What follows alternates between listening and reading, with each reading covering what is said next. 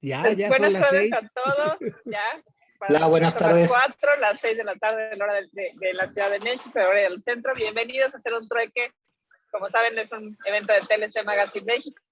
Me da gusto verlos, como dicen aquí, estaban platicando, sobre todo con salud. Esperamos que todos sus familiares estén con salud. Recordemos que hay que cuidarnos, tratar de no salir, ¿no? Tratar de usar cubrebocas y cuidar a toda la familia, porque la verdad es que las cifras dicen que las cosas están complicadas.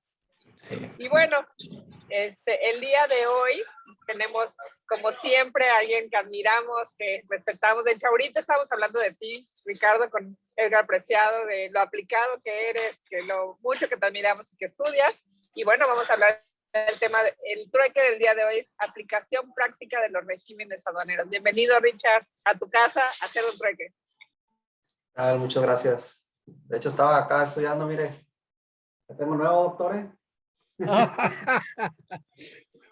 Oye, Ricardo, pero no te invitaron, no te invitaron a Ensenada ayer. ¿Mande? No te invitaron a Ensenada ayer, ¿verdad? No, acá andaba en Tijuana.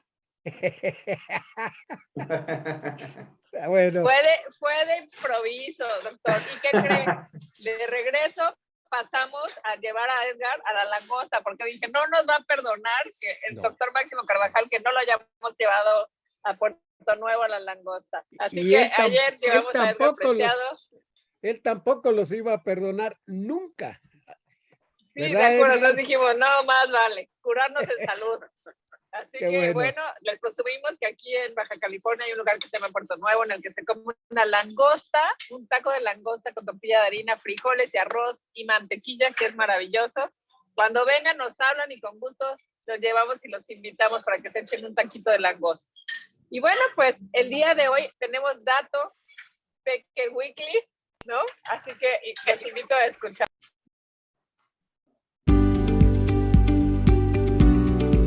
Pues el dato weekly del día de hoy.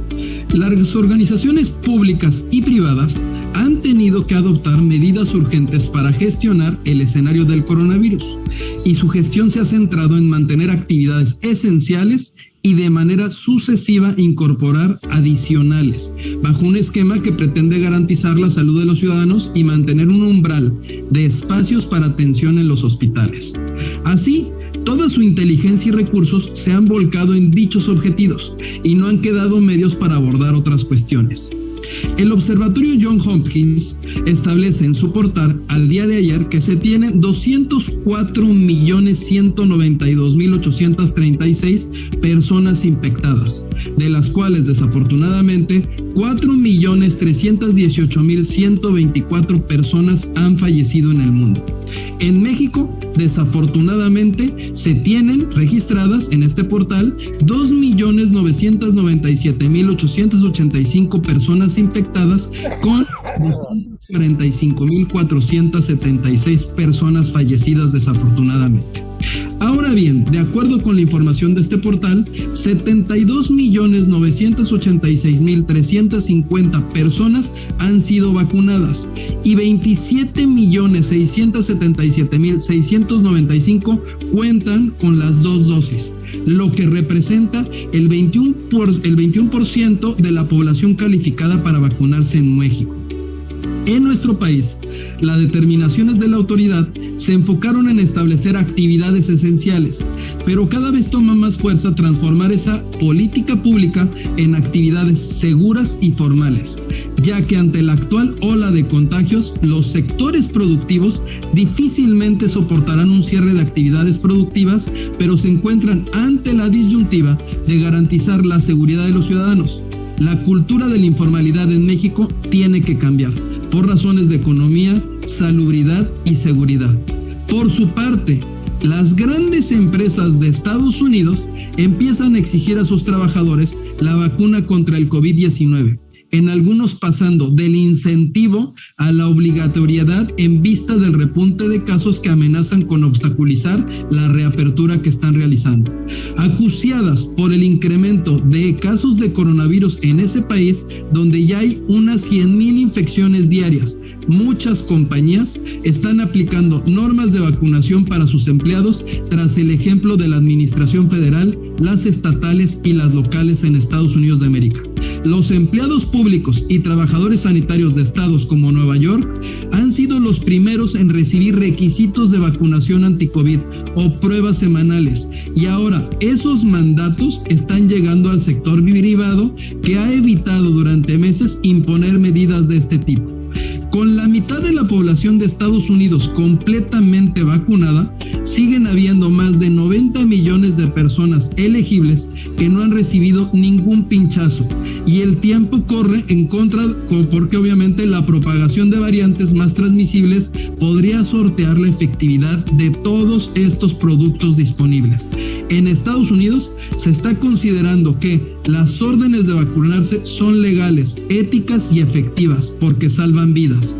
Entre las empresas más estrictas encontramos la aerolínea United Airlines, que esta semana dio la orden a su plantilla de 67,000 trabajadores en Estados Unidos de aportar pruebas de inmunización completa como para muy tarde, para finales de octubre, con excepciones por salud o religión, pero deben de estar vacunados para el 1 de noviembre como una condición de empleo. El riesgo de ser despedido si no se prueba que se llevó a cabo la vacunación anti-COVID plantea ya hoy un debate que ya se ha trasladado al ámbito legal en algunos casos. En el caso más destacable, con la denuncia interpuesta por más de un centenar de trabajadores a un hospital en Houston. Pero ¿qué creen? El tribunal dio la razón al hospital por exigir la vacuna a sus trabajadores, que argumentaban que los preparados disponibles no cuentan todavía con la autorización completa de los reguladores, sino una de emergencia, y dudaban de su seguridad.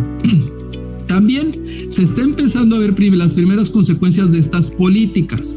La tolerancia cero con el despido de 3 empleados de CNN que acudieron a la oficina sin contar con una vacuna anti-COVID se siguió trascendiendo durante toda esta semana.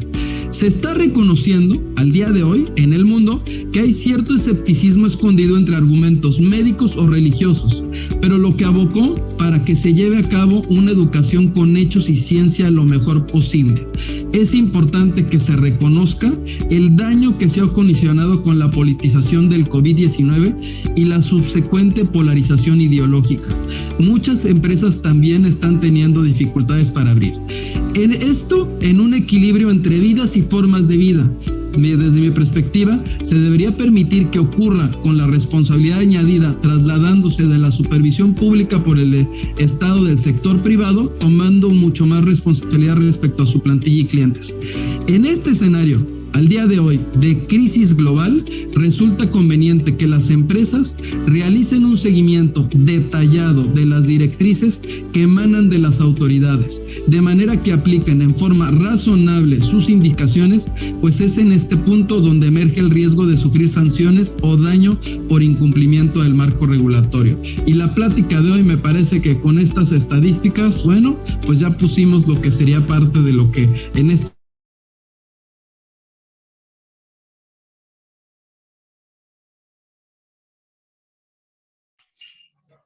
Bueno, pues ya vimos aquí que va a ser importante vacunarnos. Espero que ya todos aquí se estén vacunando.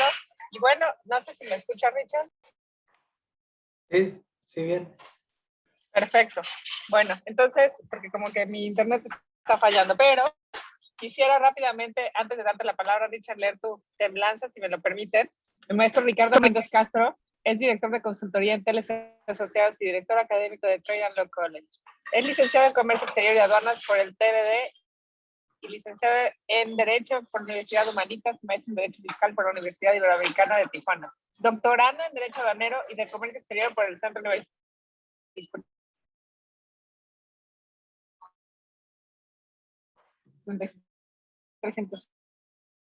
en Compliance por el Instituto de Oficiales de Cumplimiento.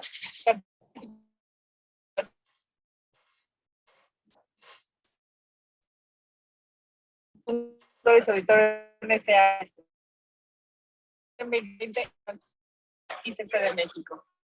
Además, hay problemas con tu volumen, Dani. ¿Nos está escuchando bien? ¿O ya te congelaste?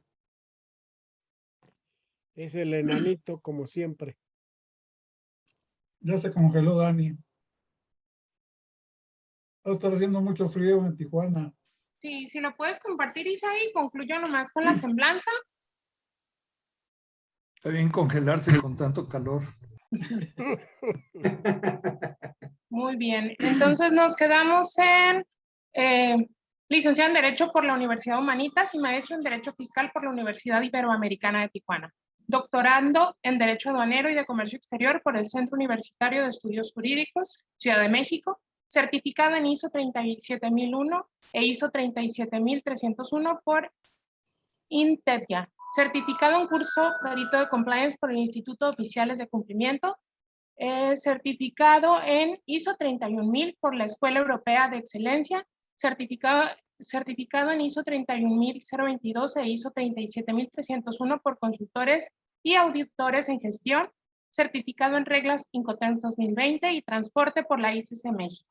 Actual presidente de la Academia de Derecho Fiscal del Estado de Baja California. También participa en actividades en el capítulo México de la World Compliance Association y en el Colegio de Contadores Públicos de Baja California y en otros organismos empresariales. Conferencista, profesor de la asignatura a nivel licenciatura y maestría en diversas universidades en Baja California, así como instructor autorizado para impartir cursos de capacitación por parte de la Secretaría del Trabajo y Previsión Social. Articulista en temas aduaneros y de comercio exterior en TLS Magazine y otras revistas especializadas. Autor de 8 libros relacionados con la materia aduanera y el comercio exterior. Y pues, maestro, muchísimas gracias por acompañarnos. Bienvenido. Le cedo los micrófonos. Gracias, Silvia. Voy a compartir.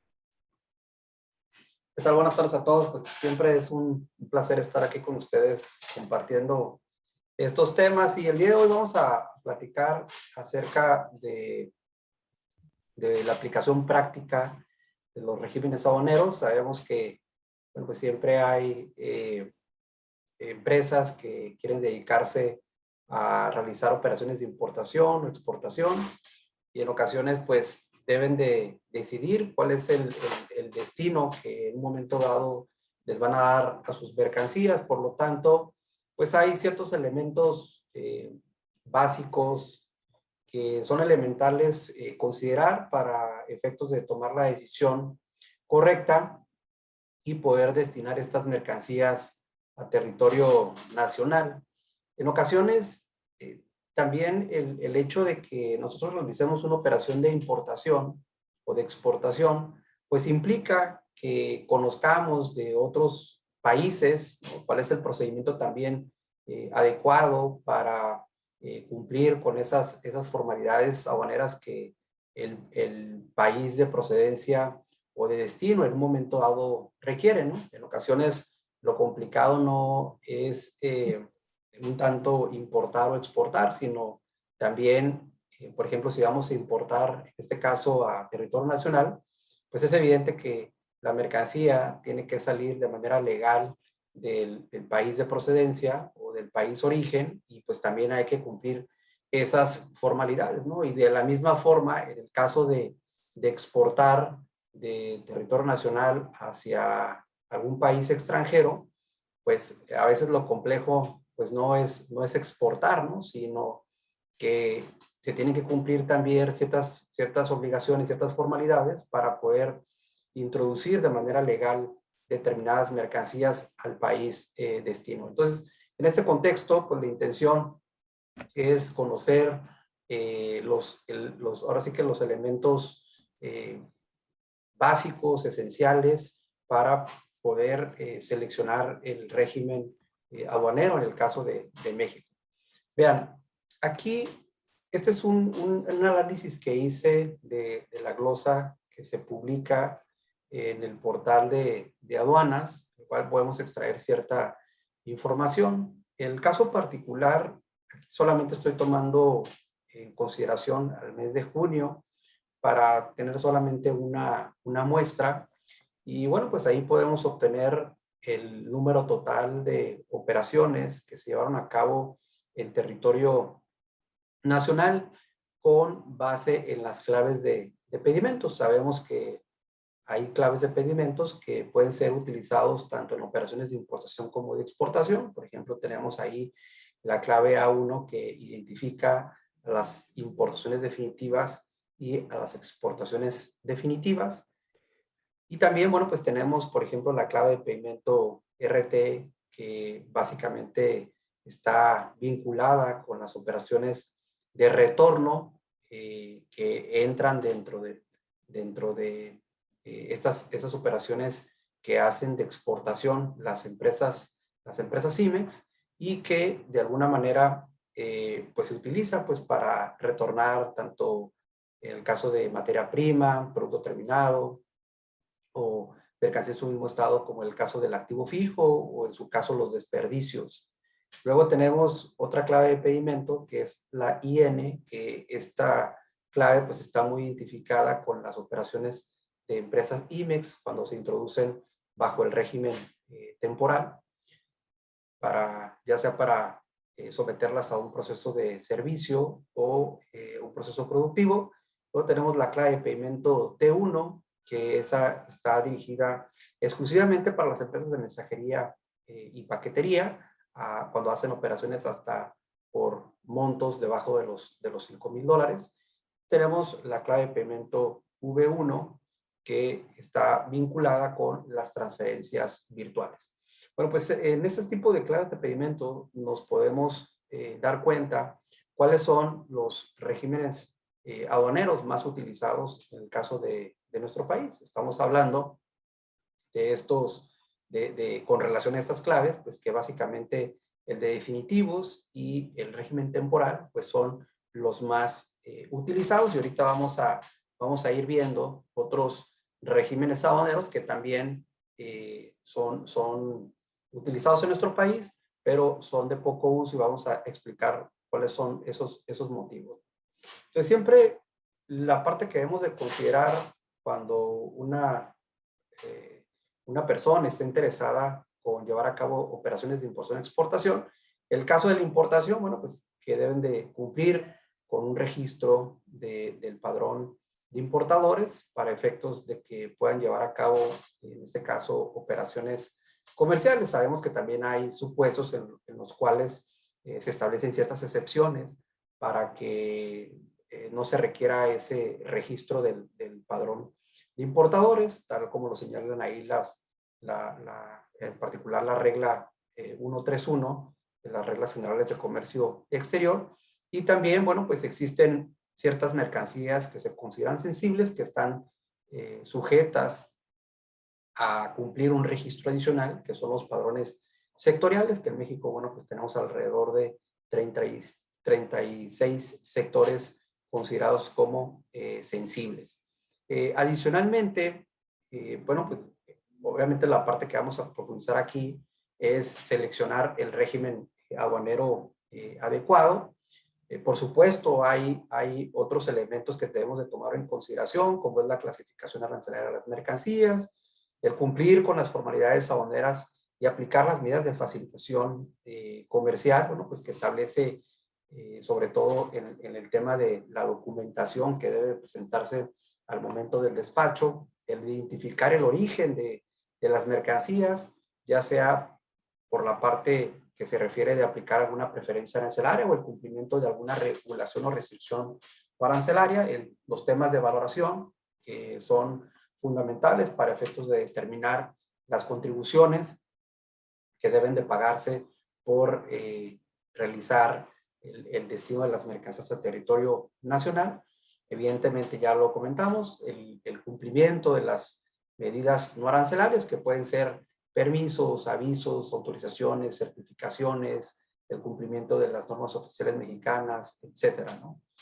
Y obviamente también el conocer cuál es el medio de transporte que se va a utilizar para que esa mercancía arribe a territorio nacional o que salga de territorio nacional, y también, bueno, pues conocer el término de comercio internacional o el Incoterm aplicado a la operación. Esos son algunos elementos que debemos de considerar, sobre todo también tratándose, por ejemplo, de mercancías cuando se encuentran restringidas para un determinado régimen aduanero. Ya evidentemente el tema de las prohibidas pues no se pueden introducir o extraer del territorio nacional, pero sí verificar incluso la aduana en el caso de que se vaya a realizar una operación de importación y exportación, porque también sabemos que existen aduanas exclusivas, ¿no? Como es el caso del anexo 21 de las reglas generales de comercio exterior y demás información que en ocasiones se requiere conocer, ¿no? Para hacer un trámite adecuado. En el caso de los regímenes aduaneros, pues se habla por ejemplo, en el caso del glosario del Consejo de Cooperación Aduanera o la Organización Mundial de Aduanas, da una definición amplia en donde refiere a ese el tratamiento, ¿no? Aplicado por la autoridad aduanera a las mercancías que evidentemente son sometidas al control aduanero. Sabemos que tanto las mercancías como los medios de transporte pues son objeto del control aduanero, y en este caso sabemos que se da un tratamiento que puede ser fiscal y para efectos de comercio exterior. Esto es evidente porque pues, no solamente las mercancías están sujetas al cumplimiento de alguna medida no arancelaria, sino también deben de determinarse determinado tipo de impuestos o derechos, ¿no? Porque esas mercancías permanezcan en territorio nacional, ya sea por tiempo limitado o ilimitado, ¿no? El caso de nuestra ley aduanera no define, únicamente clasifica lo que son los regímenes aduaneros en 6 de ellos, y también tienen una subdivisión, que esto, bueno, pues en algunos países puede abordarse de manera distinta, pero en términos generales, estos son los regímenes que se identifican en un momento dado en nuestra normatividad. Aquí, en el caso particular, vamos a ver que hay una subdivisión, por ejemplo, en el caso de los definitivos, que tenemos tanto de importación como de exportación. De igual manera, esa misma clasificación en el régimen de los temporales. En el caso del depósito fiscal, pues que también hay una clasificación, ¿no? Que se hace dependiendo del tipo de modalidad, ¿no? Porque tiene hasta 4 diferentes tipos o modalidades en que se puede introducir mercancías bajo el régimen de depósito fiscal. En el tema del tránsito de mercancías, que también tiene sus respectivas subdivisiones, ¿no? Por ejemplo, en el caso de ese tránsito que se va a hacer de una aduana de origen a una aduana de destino, puede también tener una subdivisión por ejemplo, en el tránsito interno puede ser interno a la importación, interno a la exportación, o en el caso del tránsito internacional puede ser por territorio nacional o por territorio extranjero. Después tenemos otro régimen aduanero que para mí pues es, como se dice coloquialmente, un elefante blanco, que es el de elaboración, transformación, reparación y recinto fiscalizado. Ahorita vamos a ver por qué, pero pues adelantándome un poco, de los 4 autorizaciones que aparentemente existen, porque estos, bueno, están publicados dentro de las reglas generales de comercio exterior, pues lo cierto es que como son regímenes considerados de diferimiento de arancel, lo cierto es que requieren otras autorizaciones y evidentemente pues saldría muy costoso introducir mercancías bajo este régimen de elaboración, transformación o reparación el recinto fiscalizado, y también tenemos el recinto fiscalizado estratégico, que ahorita vamos a platicar un poco de manera general, porque pues a la fecha, a casi ya 20 años de su creación, solamente hay 28 autorizaciones del recinto fiscalizado estratégico, ¿no? Tal vez ahí es necesario fomentar más o simplificar más básicamente los requisitos para poder acceder a las autorizaciones de esos tipos de regímenes aduaneros. Y hay un séptimo régimen aduanero que trata el caso de las zonas económicas especiales, así lo establece la Ley Federal de Zonas Económicas Especiales en su artículo 13.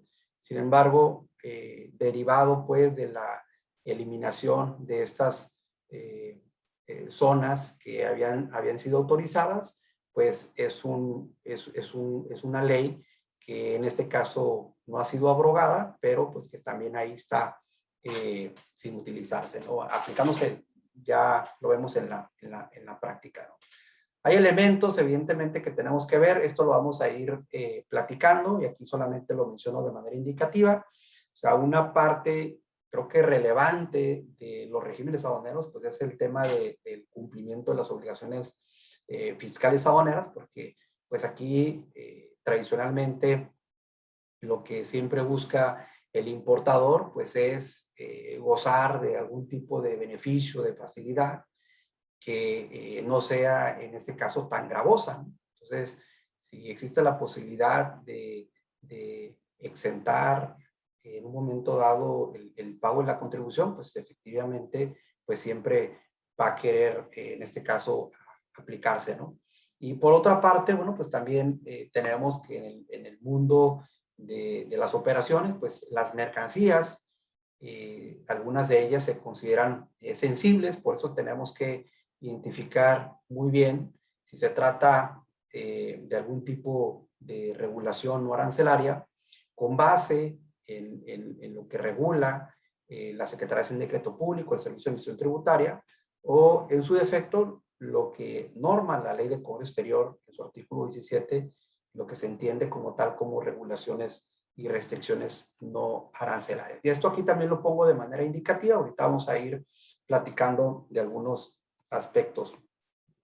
Bueno, pues ese es el régimen que ya vimos de los más utilizados, porque básicamente las mercancías que se introduzcan a territorio nacional o que se extraigan del territorio, pues es con la intención de que en un momento dado sean utilizadas, sean consumidas, ¿no? Utilizadas ya sea para la prestación de un servicio, para un proceso productivo, o en el caso de que sean consumidas por los compradores, ¿no? Para efectos personales o profesionales, etcétera, ¿no?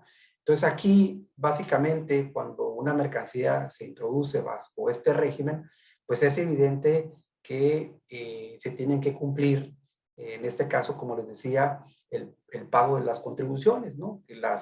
Tradicionalmente las que conocemos, bueno, pues el impuesto general de importación, el caso del derecho de trámite aduanero, el impuesto especial sobre producción y servicios y el impuesto al valor agregado, ¿no? Evidentemente, siempre, sobre todo en el tema de aranceles, pues existen diferentes alternativas para poder reducir el pago de las contribuciones, ¿no? Básicamente puede tratarse de la aplicación de algún tratado de libre comercio, de algún acuerdo internacional, también derivado de los esquemas que otorga la Secretaría de Economía, como son los programas de promoción sectorial, algún tipo de cupo, etcétera. Entonces aquí, básicamente, por cuanto a esa parte fiscal aduanera, pues siempre sabemos que tenemos que pagar las contribuciones, les digo, salvo las excepciones de que aplique alguna medida para poder reducir el pago de las contribuciones. Adicionalmente, bueno, pues ya lo comentamos, que se deben de cumplir sobre todo los permisos, las autorizaciones, los certificados, etcétera, que esto pues va a ir acorde al tipo de mercancía. Frecuentemente a veces te dicen, oye, esta mercancía, ¿cuáles son los requisitos que ocupa? No, bueno, primero se tiene que hacer la revisión de la clasificación para después ubicar, ¿no?, dentro de todos los acuerdos que ha publicado la Secretaría de Economía, pues saber cuál es el permiso en un momento dado que tiene que cumplirse, ¿no? También, bueno, pues existen operaciones atípicas. Yo le llamo atípicas porque, o sea, no es lo tradicional, ¿no? Cuando alguien realiza una importación o exportación, pues mi intención no es desistirme, ¿no? Esto sucede, por ejemplo, en el caso de los desistimientos, porque yo hago una exportación definitiva con la finalidad, ¿no?, de dejarla ya en el extranjero, porque pues, obviamente hubo alguien que la compró. Sin embargo, puede ser que por algún motivo se rechace esa mercancía porque no cumplió con la calidad, no era de las características que habían sido solicitadas, y en este caso, bueno, pues se tiene que reimportar esa mercancía, ¿no? Entonces, el desistirte de la operación, pues es básicamente el hecho de que tú hayas exportado esa mercancía de manera definitiva y que por ese rechazo que hubo en el extranjero tengas que volver a importar esa mercancía.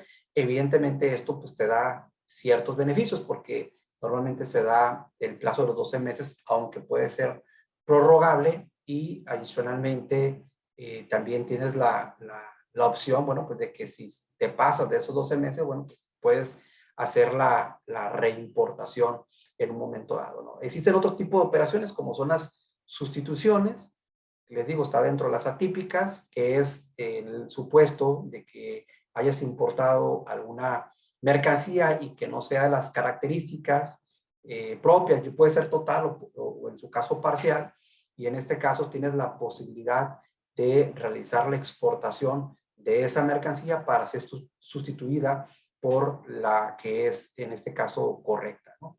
Y también, bueno, pues tenemos el tema de las regularizaciones. Sabemos que las operaciones aduaneras no son perfectas, ¿no? Siempre existe la posibilidad de que llegue alguna mercancía excedente o que se hayan en un momento dado extraviado la documentación para acreditar la legal estancia, y por ese motivo, bueno, pues la autoridad permite, en este caso, el poder legalizar el estatus de esas mercancías, ¿no? Obviamente hay una serie de formalidades que tienen que cumplirse. Sin embargo, bueno, pues está esa posibilidad de que pueda regularizarse el estatus de las mercancías, ¿no? Algunas generalidades, bueno, pues en el tema de los definitivos, pues están inscritos en los padrones, ya lo comentamos. Por ejemplo, también hay operaciones en las cuales se puede llegar a realizar operaciones de importación definitiva, pero el dinero que en un momento dado se eroga obviamente por la determinación de las contribuciones, pues básicamente esto se realiza a través de una cuenta aduanera.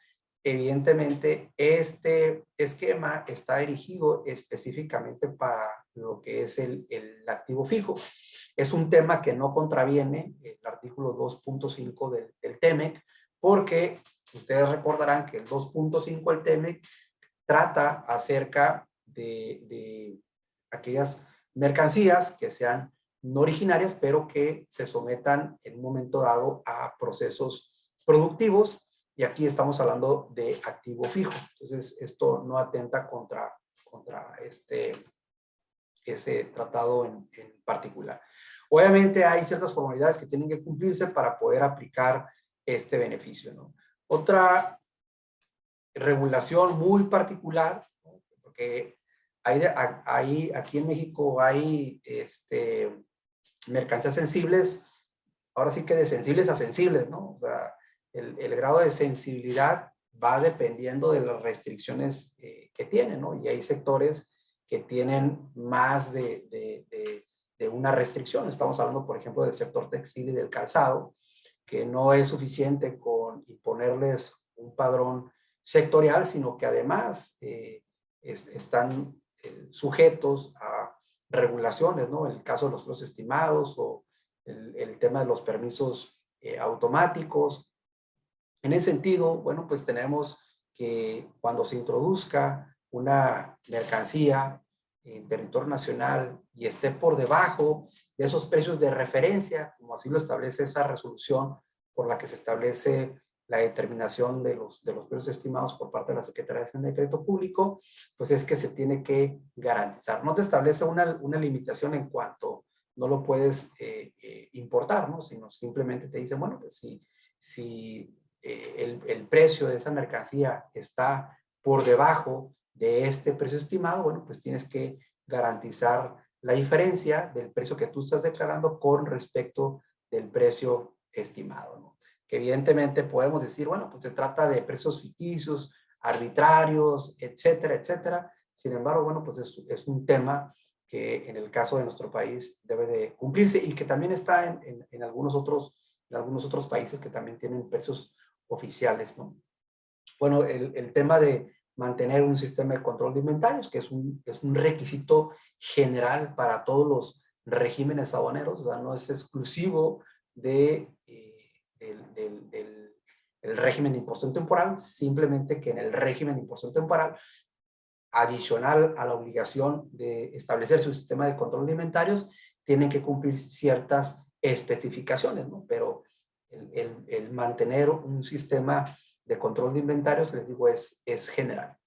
También en el régimen definitivo está interesante porque en el caso de nuestro país, bueno, pues tenemos zonas consideradas como de un tratamiento preferencial, que aquí, bueno, pues le llamamos región fronteriza, franja fronteriza, en el caso de la zona libre de Chetumal, que no es zona libre, pero bueno, así se emitió en un momento dado el decreto con ese nombre, es una región de la frontera. Sin embargo, bueno, pues tienen un tratamiento específico en esas zonas que ya están, en este caso, delimitadas, ¿no? Ya comentamos el que también existe la posibilidad de legalizar las mercancías y sobre todo también que el tratamiento que puede aplicarse en un momento dado a lo que viene siendo la pequeña importación o el régimen simplificado, que básicamente estamos hablando de las empresas de mensajería y paquetería. Y aquí, para que se den una idea, en el caso de los procedimientos simplificados, vean que tienen un tratamiento distinto.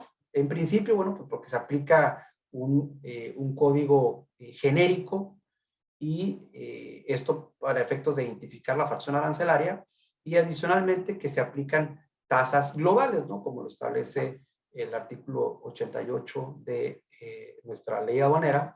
Entonces, dependiendo, ahora sí que del monto del valor, es la tasa que en un momento dado va a irse aplicando. Y sobre todo esto son para los que realizan en ocasiones e-commerce, ¿no? Que adquieren mercancía en el extranjero y a lo mejor no tienen la factibilidad de inscribirse en el padrón de importadores y en este caso de contratar los servicios de una agencia aduanal. Bueno, pues una opción que tienen pues es que la empresa de mensajería y paquetería, bueno, pues si están dentro de cumpliendo con estos requisitos, puedan llevar a cabo la operación a través de este tipo de servicios que ofrecen las empresas, ¿no?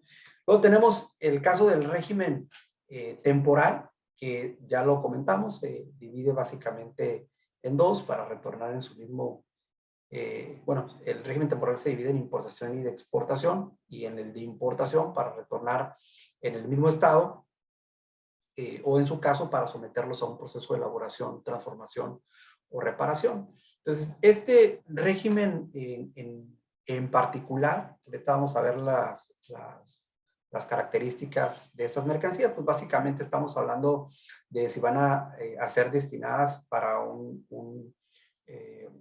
para una actividad profesional. En el caso de los vehículos, ya sea de automóvil, en el caso de algunas aeronaves, en el caso de algunos barcos, etcétera.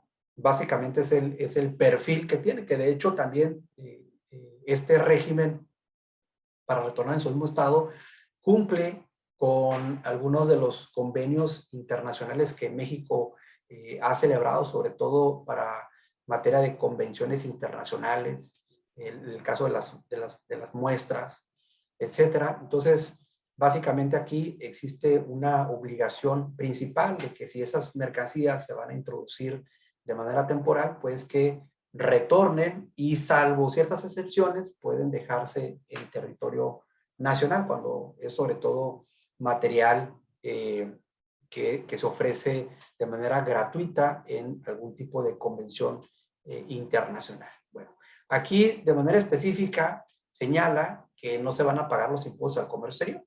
Es decir, esta parte del régimen temporal sí es suspensivo de impuestos porque pues tienen esa intención de retornarse en un momento dado al extranjero. Sin embargo, hay una excepción o una salvedad para cuando esas mercancías se someten a algún proceso industrial o de servicio que introduzcan las empresas, en este caso IMEX, en donde, bueno, pues establece prácticamente que están sujetas al pago de lo que viene siendo el impuesto general de importación, incluso ya sea no solo tratándose en este caso de insumos o materias primas, sino también de activo fijo. Y evidentemente, pues también se van a cumplir las regulaciones y restricciones no arancelarias en la medida, bueno, pues que establezcan propiamente los acuerdos relacionados en la materia, ¿no? Ya sea permisos, avisos, algún tipo de certificación, etcétera. Por ejemplo, aquí tenemos los plazos de cuando son mercancía que va a importarse y retornarse en el mismo estado. Pues aquí son los tipos de mercancía que pueden introducirse en el caso, por ejemplo, de los remolques, semirremolques, ya sea realizados por los extranjeros, el caso de envases, los vehículos diplomáticos, la mercancía que va destinada a convenciones, algún tipo de evento cultural, sobre todo también en la parte de, por ejemplo, de algún tipo de filmación, ¿no? de películas que se han hecho en nuestro país, vehículos de prueba, mercancías previstas por los convenios internacionales, mercancías destinadas para fines de investigación, etcétera. Entonces aquí, pues obviamente, siempre se debe de analizar, ¿no? El tipo de mercancía y sobre todo ver si existe la posibilidad de introducirse bajo este régimen que en lo particular, bueno, pues no está sujeto al pago del impuesto general de importación y tampoco al pago del impuesto al valor agregado. Esta parte sí es de los que evidentemente pues tienen esas excepciones en cuanto a la parte fiscal aduanera.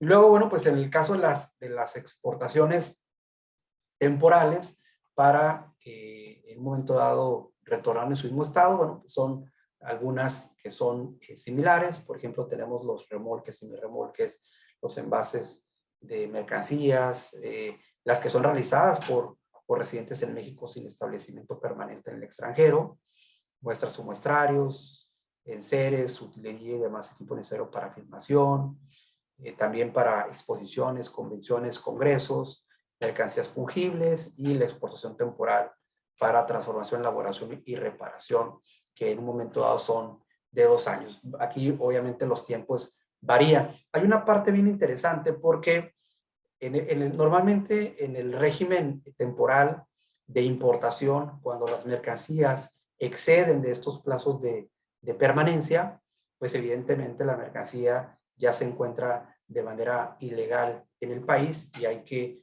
en un momento dado legalizarlas, ¿no? O regularizarlas conforme lo establece la normatividad. Pero en el caso de la exportación temporal, ahí, bueno, pues tiene un tratamiento diverso porque se señala que si han excedido los plazos de exportación temporal, bueno, pues tácitamente la mercancía se encuentra ya bajo el régimen definitivo. Entonces, esa es ahí una distinción que podemos en este caso hacer.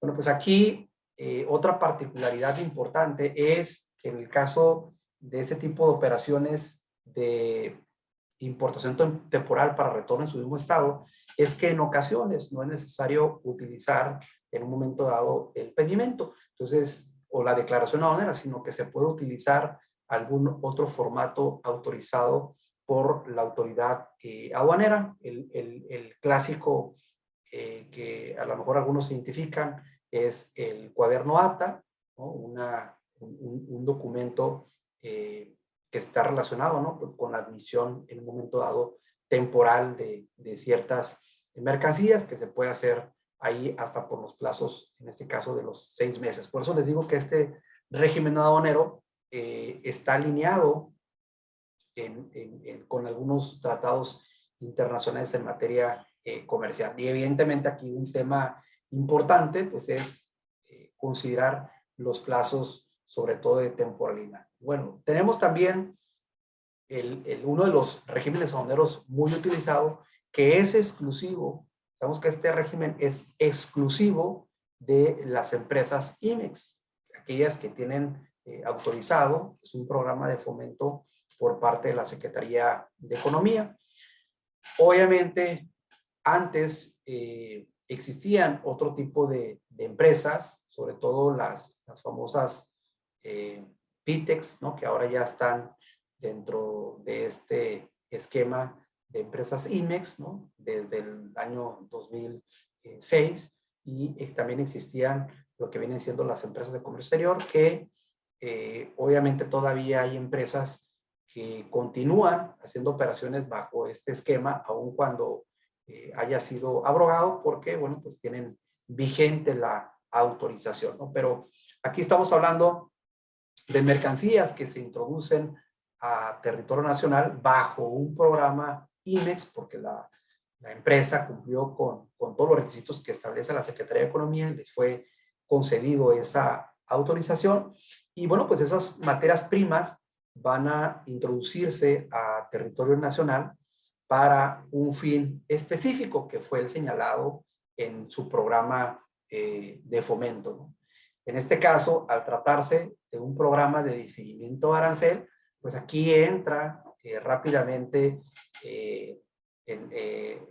activo lo que viene siendo el artículo 2.5, en este caso del TEMEC, lo que viene siendo el 14 de la decisión 2/2000, que es el TLCUE de la Asociación Europea de Libre Comercio, y ahora también con el acuerdo de continuidad comercial que se tiene con Gran Bretaña. Entonces aquí básicamente sabemos que debemos de realizar el pago de lo que viene siendo el impuesto general de importación, salvo que apliquemos algún esquema para reducir obviamente el pago de los aranceles, ¿no? Ya sabemos los esquemas que tenemos de utilizar los programas de promoción sectorial, el permiso previo de regla octava, etcétera. Y también, evidentemente, es un régimen aduanero en el cual, bueno, pues se tiene que realizar el pago del impuesto al valor agregado y el impuesto especial sobre producción y servicios,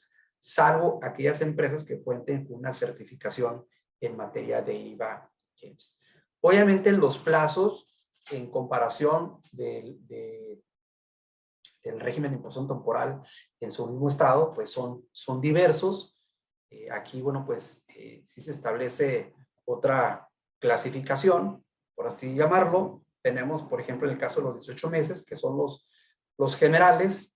Tenemos de 6 meses cuando las mercancías son recibidas a través de operaciones virtuales, 2 años en el caso de los contenedores y de cajas de tráiler, y 36 meses solamente para las empresas que actualmente tienen autorizado el operador económico autorizado, el OEA. Entonces existen varios plazos y bueno, pues en el caso del activo fijo, que es por tiempo indefinido. Aquí, obviamente, uno de los puntos que siempre tenemos que cuidar es que las mercancías que nosotros introducimos bajo este esquema temporal y al amparo del programa IMEX es que deben de ser utilizados en los procesos productivos o los procesos de servicio que hemos señalado, ¿no? Porque si yo introduzco una mercancía que no tiene relación con el régimen de importación temporal, pues evidentemente es un tema que la autoridad en un momento dado pudiese sancionarlo, ¿no? Y más en el ámbito administrativo de la Secretaría de Economía, porque es un motivo de causal de cancelación del programa IMEX, como lo señala el artículo 27, de no destinar las mercancías para los fines que en este caso fueron autorizados, ¿no? Bueno, pues aquí algunos aspectos que tenemos que cuidar, pues el tener una autorización vigente, ¿no?, del programa IMEX, en el caso de mantener las mercancías en los domicilios autorizados, que esa es también una obligación básica, ya lo comentamos, destinarlas a los procesos productivos, cumplir con las obligaciones en materia de programas de diferimiento de arancel, es decir, controlar ese tema. Si las mercancías en un momento dado se introducen, pues hay que ver a qué país las vamos a destinar para saber si tenemos que cumplir o no con la regulación de los programas de diferimiento. El no transferir la propiedad o el uso de las mercancías, que este es un tema súper importante que a veces se nos olvida. O sea, una mercancía que ha sido importada temporalmente, yo no puedo transferir la propiedad o obviamente el uso de esas mercancías a un tercero que no ha sido autorizado, salvo que se realice entre empresas cines. Este es un tema bien importante, porque a veces dicen, no, es que con un contrato de comodato te las envío, ¿no? O sea, eso, el contrato de comodato tiene otros aspectos, ¿no?, otras particularidades que no abarcan el tema en un momento dado, sobre todo en la parte aduanera, cuando esa mercancía está importada temporalmente, ¿no? Hay que revisar en lo particular el artículo 105 y el 112 de la ley aduanera. Aquí sabemos que en el régimen temporal, en ocasiones las mercancías sí se pueden destinar una parte de ellas en lo que es el territorio nacional. Evidentemente hay porcentajes que se tienen que cumplir, pero es más bien por lo que es el programa de fomento a la exportación. Es decir, si hay una obligación de, por ejemplo, retornar el 10% de la facturación total o los $500,000, o si soy una empresa certificada en IBJEPS y me exige retornar por lo menos el 60% en valor de lo importado temporalmente, bueno, pues son obligaciones que deben de cumplirse con respecto a los programas, ¿no? El régimen temporal te permite que realices la operación de cambio, ¿no?, de que cierta mercancía la dejes en territorio nacional. Sin embargo, pues tú tienes que atender a los otros programas o registros que tengas, porque esto pues no lo regula propiamente la ley aduanera. Bueno, el régimen de depósito fiscal, que la verdad es un régimen, yo les decía, que tiene varias modalidades. La principal, ¿no?, es que es un régimen en donde se determinan en un momento dado las contribuciones para ser destinadas, en este caso, a un almacén general de depósito que es autorizado por la Secretaría de Crédito Público, en el cual, bueno, pues se utilizan las famosas cartas cupo para decir, ¿sabes qué? Cuando se introduce la mercancía, pues tiene que arribar por lo menos en 20 días al depósito fiscal, y que obviamente también ya se establece un plazo de 24 meses en el artículo 119A, de que las mercancías pueden ser resguardadas, almacenadas, ¿no?, en estos lugares autorizados, ¿no? Aquí, pues cuando las mercancías se introducen bajo este régimen, pues pueden importarse de manera definitiva. O sea, hacemos extracciones de depósito fiscal para su importación. Podemos hacer extracciones para exportación cuando son de procedencia nacional. pueden retornarse en un momento dado al extranjero o en su caso reincorporarse al territorio nacional, o también pueden ser importadas temporalmente, no se introducen bajo el régimen de depósito fiscal y después se extraen.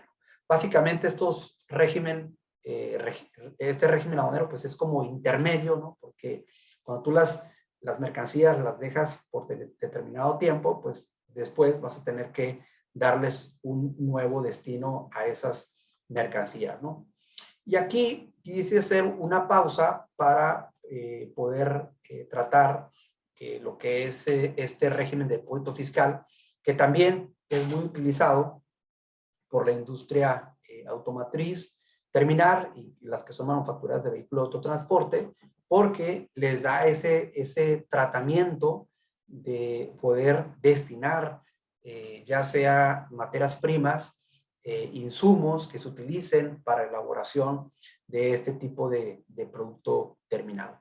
Y aquí también es relevante porque hay una regulación tanto por parte de la Secretaría de Economía y en un momento dado por el Servicio de Administración Tributaria a través sobre todo de las reglas, ¿no? Porque la verdad las menciones que hace sobre este depósito fiscal para el proceso de ensamble de vehículos es muy limitada en la ley aduanera. Sin embargo, a través de reglas y sobre todo hace algún tiempo, a través del manual de operación aduanera, se ha tratado de normar esta actividad que en este caso se realiza en nuestro país, que tampoco hay muchas empresas que se dedican sobre todo a realizar vehículos, ¿no? Entonces, por eso puede ser que en un momento dado no sea, creo que atendido desde la parte normativa, que hay todavía regulación, como les digo, básicamente a través de las disposiciones generales y de lo que viene siendo el manual de operación aduanera, ¿no?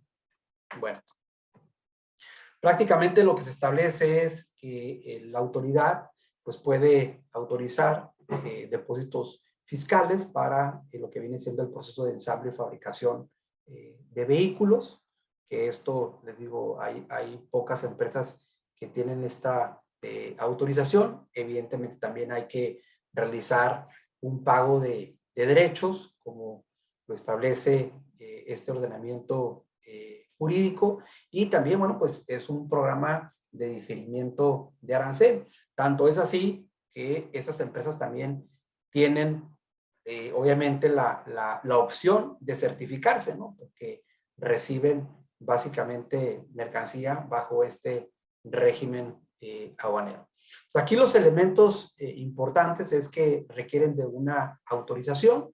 Básicamente es la ficha de trámite 113, es una autorización que se otorga por 10 años y que puede ser en un momento dado prorrogable, ¿no? Aquí básicamente lo que estamos viendo es que pues hay empresas que se encuentran en este caso certificadas en materia de EBJEPS, entonces por lo tanto pues estarían con base en el 28A de la ley del IVA, estarían obligados al pago. Entonces son empresas que también desean apegarse a beneficios de no realizar el pago del impuesto al valor, en este caso agregado, ¿no? Y es un programa de diferimiento porque, ojo, independientemente de que se goce de ciertos beneficios, en el cual, por ejemplo, pueden introducirse mercancías a nivel subpartida, que esa es una característica particular, y que en la descripción de la mercancía yo pueda manejar que es un lote destinado para el ensamble de vehículos. O sea, a pesar de ello, ¿no? Pues el régimen, tal como lo establece la normatividad, es de diferimiento de arancel. Y esto es importante porque cualquier omisión que se realice, que sea detectado por la autoridad, bueno, pues puede exigir, obviamente, el cumplimiento del pago de las contribuciones, ¿no? Aquí, en términos generales, bueno, pues se establecen ciertos requisitos para poder obtener lo que es la certificación en materia de IVA EGEPS, pues evidentemente que tengan la autorización, en este caso vigente por parte del SAT, que tengan en un momento dado infraestructura para poder realizar ese tipo de operaciones y que pues se les permita el acceso a las instalaciones, ¿no? Para poder vigilar el cumplimiento de esas obligaciones, describir de manera detallada cuáles son las actividades que van a realizar en ese proceso productivo de los vehículos que van a estar realizando. Y también, bueno, pues en su caso, acreditar el que se cuenta con contratos de maquila, contratos de compraventa, órdenes, etcétera, que amerite pues el que van a estar realizando importaciones bajo este régimen. Ahora, aquí hay una parte importante porque obviamente la empresa de industria automotriz pues tiene proveedores, ¿no? Que son los que le suministran, en este caso, insumos, mercancías. Aquí se regula como las partes y componentes. Sin embargo, quien en un momento dado suministra puede ser una industria de autopartes, un autopartista.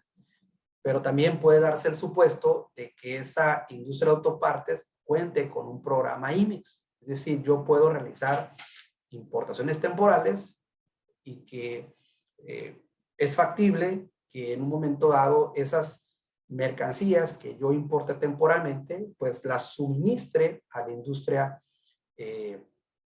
automotriz, o en su caso que yo elabore algún producto y que ese bien pues lo enajene a la industria automotriz, o en el caso de las manufacturadoras de vehículos de autopartes. Bueno, entonces aquí este supuesto de lo que vamos a platicar, que esa es también una clasificación muy particular, ¿no? Que las industrias de autopartes pueden enajenar, en este caso, partes y componentes o subensambles de aquellas mercancías que hayan importado temporalmente para que sean utilizados en procesos de ensamble y fabricación de vehículos de la industria automotriz o de las manufacturadoras de vehículos de autotransporte.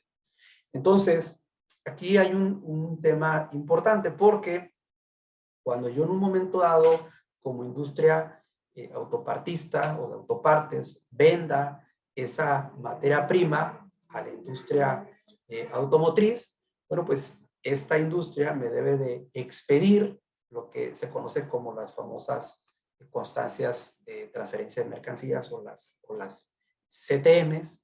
Entonces, básicamente este documento lo podemos definir como el documento aduanero emitido y entregado por la industria automotriz terminal o manufacturadora de vehículos de autotransporte que declara bajo protesta de decir verdad a la industria de autopartes, que es la empresa IMEX, que en este caso realizó la enajenación, el destino aduanero de las partes y componentes o insumos adquiridos, porque a través de esta constancia de transferencia de mercancías, bueno, pues quien adquirió las mercancías, es decir, el comprador, pues dice, ¿sabes qué? Ese es el destino que yo les di a esas mercancías.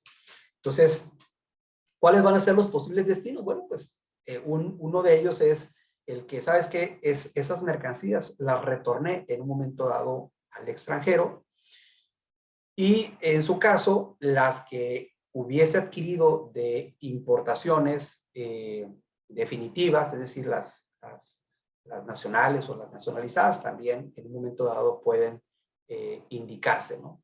Entonces aquí, obviamente dentro del documento, pues hay unos apartados en donde yo puedo señalar, por ejemplo, cuando esas partes y componentes yo los haya, bueno, la industria automotriz los haya exportado a países distintos, por ejemplo, de Estados Unidos, de toda la región del TEMEC, de la Comunidad Europea o de la Asociación Europea de Libre Comercio, o en su caso, que esos partes y componentes fueron exportados a esas regiones en particular.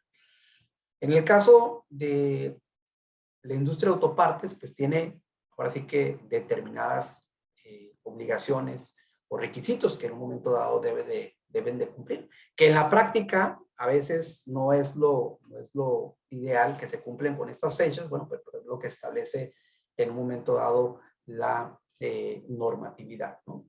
En este caso, por ejemplo, se señala que la industria de autopartes debe realizar el cambio de régimen, obviamente dentro de los 15 días hábiles contados a partir de la recepción de la constancia de transferencia de mercancías, y el realizar el cambio de régimen, bueno, pues implica determinar y pagar el impuesto general de importación y las demás contribuciones, en este caso, de aquellas partes o componentes que en un momento dado se hayan quedado en territorio nacional, ¿no? Porque pues, las que fueron exportadas pues se pueden considerar como exportación, pero aquí estamos hablando de que estas en un momento dado fueron de las que se quedaron en territorio nacional.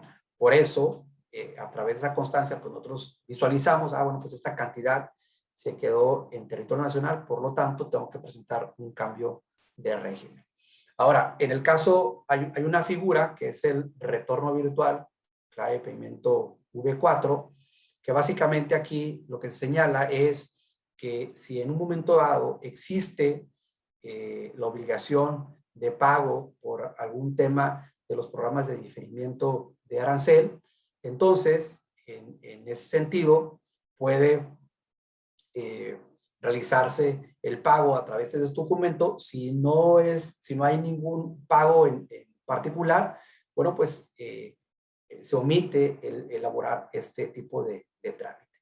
Entonces aquí vean, con lo que acabamos de ver ahorita, que es un régimen muy particular dentro de esta modalidad que tiene la industria automotriz, que no solamente se limita a un sujeto, sino que quienes en un momento dado provean o suministren partes y componentes, pues tienen también que cumplir con ciertas obligaciones. Entonces aquí, en este ciclo general, pues tenemos que esas importaciones temporales de partes y componentes, pues son enajenadas a la industria automotriz. Obviamente las recibe, las integra en sus procesos productivos. Mensualmente, bueno, pues tiene que expedir esas constancias de transferencia de mercancía por cada de empresa, de industria de autopartes que haya ahora sí que suministrado esas partes y componentes. Y en un momento dado también pues debe de proporcionar lo que es de manera anual un informe de existencia de los inventarios en contabilidad, ¿no? Y esto permite, bueno, pues que se cierre el ciclo de esas operaciones que se van en un momento dado realizando. Ya para ir concluyendo, este es un régimen básicamente el de tránsito de mercancías, en el cual, bueno, pues las mercancías son trasladadas del punto A al punto B, ¿no? Puede ser una aduana de origen a una aduana de destino, y evidentemente tiene la intención pues de que posteriormente se realice esa operación básicamente de cierre, ¿no?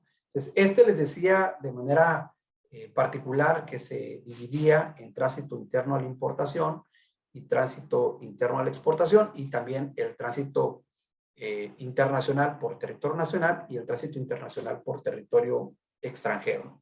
Algunas particularidades que tiene este régimen aduanero, que también, bueno, pues se presenta un pedimento. Aquí básicamente la clasificación arancelaria es, de acuerdo con lo que señala el anexo 22, es identificarse a través de ceros, ¿no? Son, en este caso, 8 ceros, ¿no? que se declaran.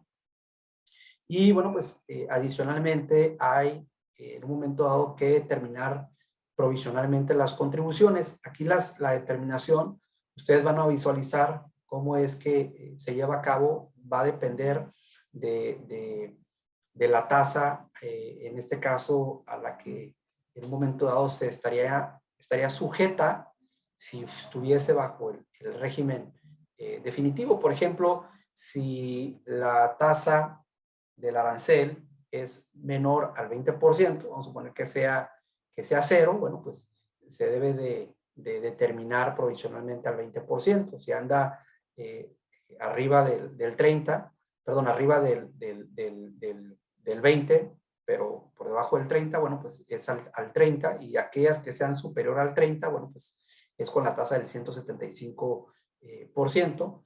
Obviamente también aquí hay que cumplir sobre todo con las regulaciones y restricciones, que esto pues, cada uno de los acuerdos nos los va a indicar.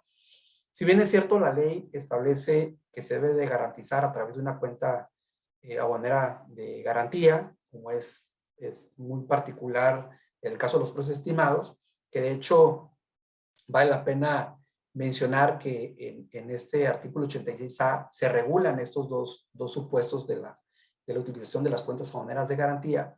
Sin embargo, hay una facilitación a través de un decreto especial en donde, bueno, pues se otorga la facilidad de no tener que utilizar la cuenta aduanera de garantía. Por lo tanto, actualmente únicamente se determinan las contribuciones, ¿no? Ya en un momento dado, cuando se realice ya la operación final, si por ejemplo, si se trata de importación, pues ya en un momento dado se pagarán, en este caso, las contribuciones. Evidentemente, también aquí hay una obligación muy particular que deben de realizar estas operaciones con transportistas autorizados por el propio SAT, y sobre todo cumplir los plazos que establece en este caso el anexo 15, ¿no? Que es una parte que también tenemos que cuidar, ¿no? En el caso del tránsito internacional, la verdad también es poco utilizado. No quiero decir que no es tan conocido, o sea, sí se utiliza, pero es poco frecuente. Sin embargo, bueno, pues está esta posibilidad, ¿no? De que alguna mercancía arribe a territorio nacional con la intención de que sea exportado. Puede ser por algún tipo de estrategia logística, y de igual manera tiene la misma particularidad de que en este caso va a utilizarse una declaración aduanera. Vamos a utilizar en el supuesto de estos códigos genéricos de 8 dígitos, de puros ceros, determinar provisionalmente las contribuciones. Aquí solamente es que tenemos que revisar, bueno, pues cuáles son las aduanas adecuadas, tanto para el tema de la introducción y el destino, en el caso del anexo 16, y el anexo 17, bueno, pues cuáles son esas mercancías en un momento dado que se encuentran restringidas, ¿no? Ese es el régimen aduanero que yo les decía que la verdad no se utiliza a la fecha. En una revisión que hice de todo lo que es el año 2000 y lo que va de la fecha, no se identifica una operación de este régimen aduanero. O sea, vale la pena, si en un momento dado considerar, ¿no? Por parte del legislador, si se abroga obviamente se establecen más facilidades para ese tipo de regímenes, o se incorpora algún otro, ¿no? Que se adapte a las necesidades de nuestro país, o si pues, solamente nos quedamos con 5, ¿no? Entonces, básicamente aquí la intención es de que las mercancías se introducen bajo este régimen para someterlas a un proceso productivo, a un proceso de servicio, y que éstas posteriormente sean exportadas, ¿no? Siempre cuando hay una autorización de por medio, ¿no? Así como el programa IMEX que es autorizado por la Secretaría de Economía. Bueno, pues aquí esas autorizaciones las otorga en este caso el SAT.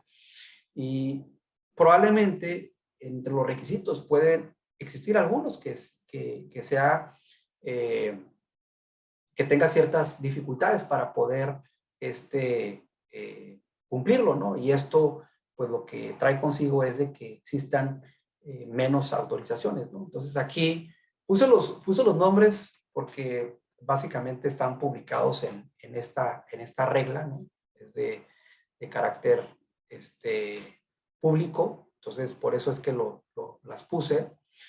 Y obviamente hice una revisión en lo que viene siendo listados que también son públicos aquellas empresas que se encuentren certificadas en materia de JET, y pues obviamente esas empresas no están, ¿no? Imagínense que ustedes tengan vigente esta autorización y que digan a una empresa, oye, ¿sabes qué? Pues puedes introducirlas bajo este régimen, pero tienes que pagar el IVA. Pues evidentemente buscas la alternativa a través del régimen de imposición temporal por parte de empresas CIMEX o a través a lo mejor del recinto fiscalizado estratégico, pero es un régimen que si no tienes, por ejemplo, la certificación de IBJET, pues obviamente resulta oneroso destinar mercancías bajo esta figura, ¿no? Entonces, es un tema importante. Y bueno, pues ya para ir concluyendo con este tema, tenemos el régimen de recinto fiscalizado estratégico, que esta es una mezcla tanto del régimen temporal como del depósito fiscal y del de elaboración, transformación y reparación del recinto fiscalizado. Es como un collage de todos los tipos de servicios o actividades que se pueden hacer dentro de este régimen, que como les digo, en el periodo de 19 años, pues no ha sido tan exitoso, salvo para algunas empresas muy particulares que han logrado pues aprovechar, en este caso, los beneficios. No solamente cuando se va a utilizar un régimen aduanero tiene que verse la parte exclusivamente aduanera, ¿no? Sino también tienen que revisarse aspectos fiscales, y es que sobre todo el régimen de maquila pues tiene otros incentivos que evidentemente en ocasiones no son otorgados a este tipo de empresas, ¿no? Entonces yo les decía que existen alrededor de 28 básicamente recintos fiscalizados estratégicos, que son colindantes y no colindantes en todo territorio nacional. Obviamente aquí es un régimen en el cual, bueno, pues debe de, para quienes se los autorizan, sobre todo, tanto el régimen como el recinto, participan dos sujetos, que es el administrador del inmueble y el operador prácticamente del régimen. Y la parte importante es que las empresas CIMEX pueden estar dentro de un recinto fiscalizado estratégico, ¿no? Solamente es que existan las condiciones para que una empresa pueda instalarse dentro de este régimen y pues de gozar los beneficios. Obviamente hay una simplificación administrativa en cuanto a que evidentemente se trata de operaciones donde se presenta un pedimento, pero en ocasiones las introducciones se pueden hacer a través de avisos electrónicos de importación-exportación. Que hacer un aviso electrónico de importación-exportación, estamos hablando de hacer en los 90s un pedimento consolidado. Básicamente quien es un poco vintage, igual que yo, pues lo va a relacionar, ¿no? En donde se presenta un documento que simplemente trae cantidades y descripciones genéricas de qué es lo que se va a importar. Y adicionalmente, pues permite aplicar, sobre todo en el caso de la introducción, fracciones del capítulo 98 de operaciones especiales, cuando no están sujetas al cumplimiento de algún tipo de regulación o restricción no arancelaria, que es lo que establece propiamente la descripción de estas fracciones que ustedes visualizan aquí. Y bueno, pues aquí solamente les mencionaba algunas de las autorizaciones, ¿no?, que existen a la fecha. Vean aquí, esta es la número 28. Tenemos la 1, obviamente van saltadas dependiendo del número que hayan sido autorizados, pero son básicamente 28, que son las que se han otorgado a la fecha, ¿no? Entonces, hasta aquí sería mi participación, y si tienen algún comentario, pues con gusto lo analizamos. Agradecemos a todos los panelistas por su participación, todas las preguntas. Quedaron ahí algunas preguntitas, se las vamos a hacer llegar al maestro Ricardo Méndez con mucho gusto. Y pues, bueno, hagamos un trueque. Otorga el presente reconocimiento al maestro Ricardo Méndez Castro por hacer un trueque en la plática virtual con el tema la aplicación práctica de los regímenes aduaneros el día de hoy, 11 de agosto. Muchísimas gracias, maestro. Uno más para la colección y siempre es un gusto escucharlo.